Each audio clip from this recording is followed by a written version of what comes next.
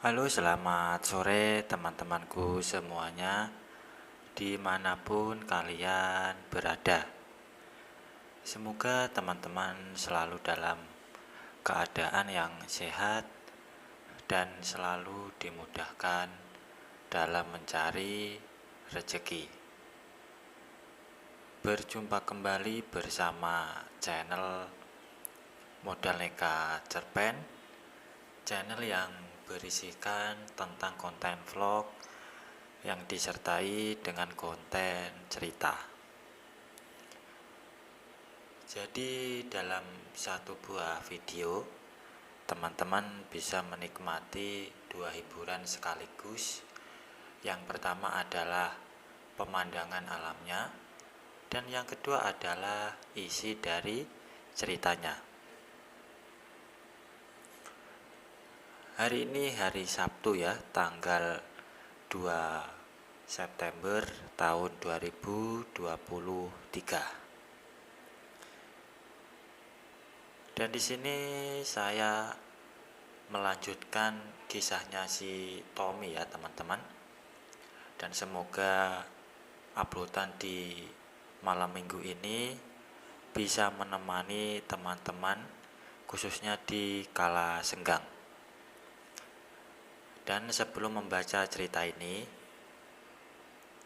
siapkan posisi yang nyaman supaya sewaktu membaca ceritanya itu lebih bisa menghayati.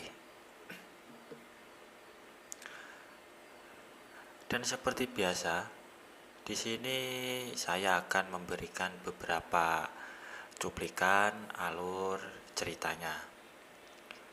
Dan jika teman-teman merasa terganggu dengan adanya suara yang saya berikan, silahkan dikecilkan atau dimatikan tombol volumenya.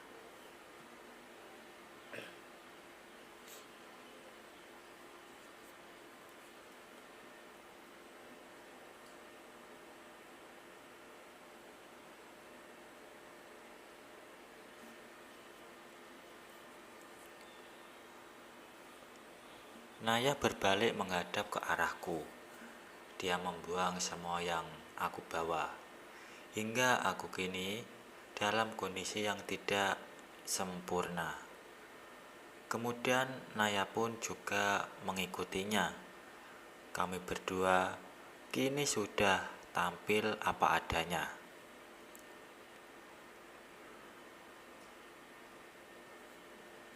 Naya tetap bergerak selagi jemari tangannya menari di atas keyboard komputer. Tangan kananku kuturunkan ke lokasi pertigaannya.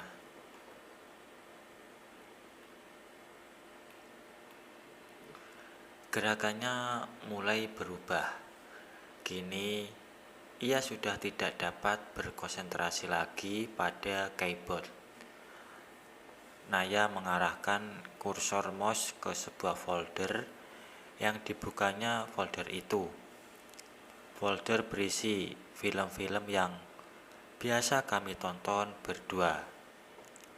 Naya memainkan salah satu buah film yang bercerita tentang dokter wanita yang berhubungan dengan pasiennya di kamar rumah sakit.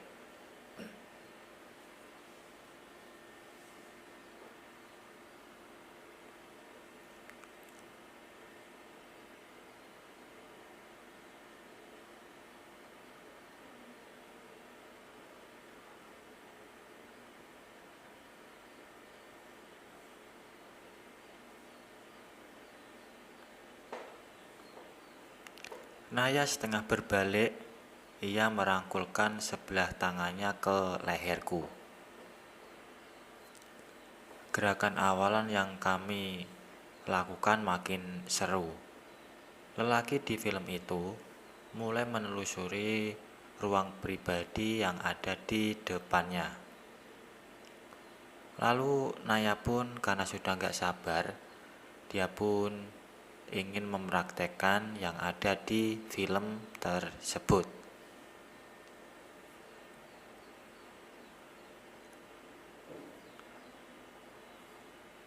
Naya dan aku memang sudah sering melakukan hal seperti ini. Hampir setiap hari selama 8 bulan terakhir. Namun kurasakan ruang pribadi itu tidak banyak mengalami perubahan sejak kuambil mahkotanya dulu. Tetap sempit dan nyaman.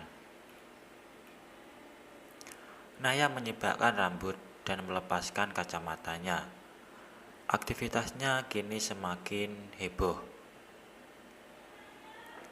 Ini pertama kalinya kami melakukan dalam posisi duduk di bangku yang sempit. Sensasi baru yang kurasakan membuatku tak mampu menahan luapan rasaku. Sahabatku mulai berdenyut. Kutahan sekuat tenaga agar selesai bersamaan dengan Naya.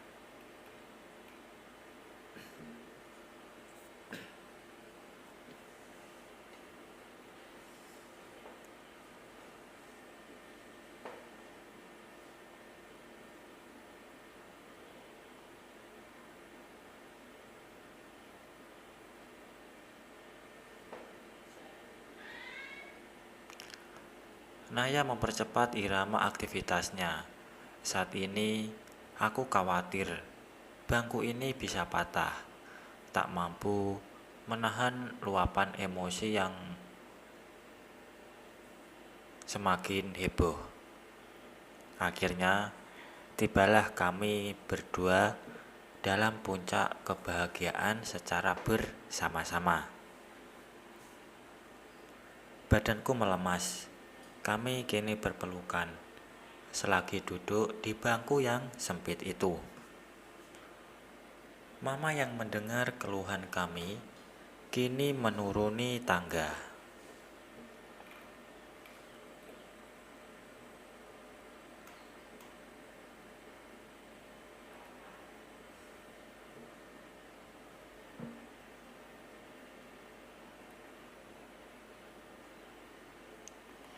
Aku mulai menjelajahi internet. Kali ini berbekal kewot motor custom, terpampang beribu gambar dari motor-motor yang dimodifikasi. Jauh lebih keren dari motor-motor standar pabrikan. Aku mulai berpikir, kira-kira apa aku bisa membuatnya. Sementara itu, kegiatan antara Mama dan Naya semakin seru dan heboh. Keduanya masih larut dalam permainan yang entah kapan berakhirnya. Setelah beberapa lama, mereka bekerja sama untuk mewujudkan ambisi telah berakhir. Mereka berbincang sejenak, tersenyum dan tertawa bersama. Tampak keluarga kami sungguh bahagia soal urusan ini. Tak ada aku pun mereka bisa menikmati permainan berdua.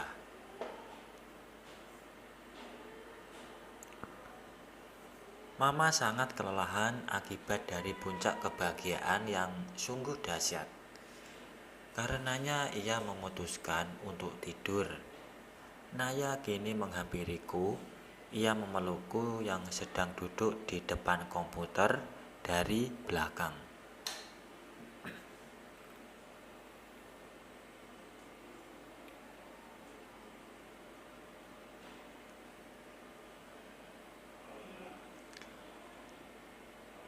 Kami mengobrol cukup lama. Naya memberikan beberapa nasihat padaku. Jika aku ingin memulai usaha sendiri, kakakku ini memang sempurna. Cantik, baik, ramah, perhatian, pintar dalam bisnis.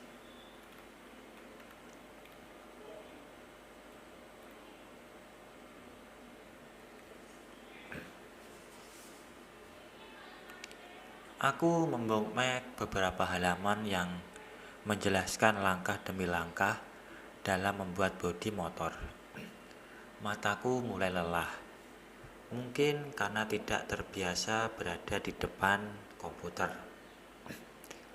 Kami menyudahi pembicaraan itu dan bergegas menyusul Mama untuk beristirahat. Temaramnya langit sore telah berubah menjadi kegelapan malam. Seakan menuntun khayalku melayang mengarungi lautan mimpi. Dalam pelukan Mama dan Ayah, aku membayangkan tentang masa depan. Akan jadi apa diriku nanti? Kalau bertanya pada rumput yang bergoyang, jawabnya siapa yang tahu.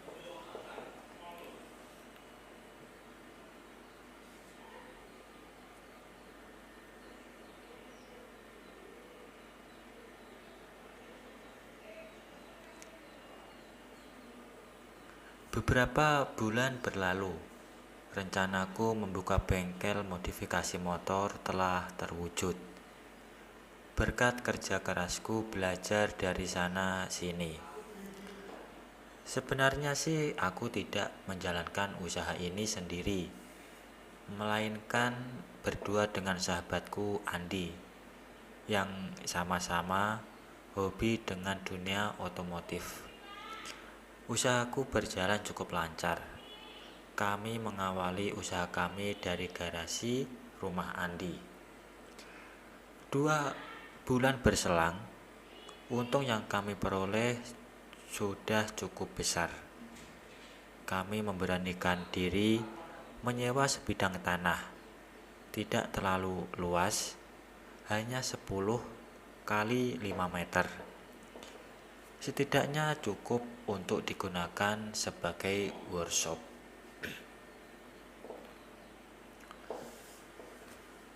Aku cukup puas dengan apa yang aku capai sekarang. Walaupun kata orang, kepuasan itu adalah musuh utama dalam bisnis. Tapi ya mau bagaimana lagi? Di usiaku yang kini menginjak 18 tahun, aku sudah memiliki penghasilan setara manajer di perusahaan swasta dan 4 orang karyawan. Namun perasaanku sempat gundah beberapa minggu lalu. Mama telat dan positif hamil. Mukaku pucat pasi mendengar cerita dari kakakku Naya. Apa komentar para tetangga nanti kalau melihat perut mama yang kian hari kian membesar ketika ayah sudah tiada. Untunglah kami memiliki saudara seorang bidan, adik mamaku, Sally namanya. Oleh tante, mama diberi obat. Rasa bersalahku muncul. Keluarga kami telah melakukan praktek yang dilarang.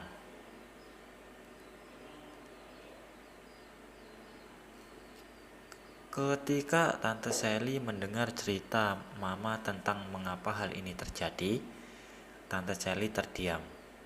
Tak tahu apa yang harus dikatakan. Tante berjanji untuk tutup mulut dan tidak menceritakan rahasia keluarga kami kepada siapapun, termasuk sanak famili lain. Tante menyarankan agar Mama memasang alat bantuan sebagai pencegahan berikutnya.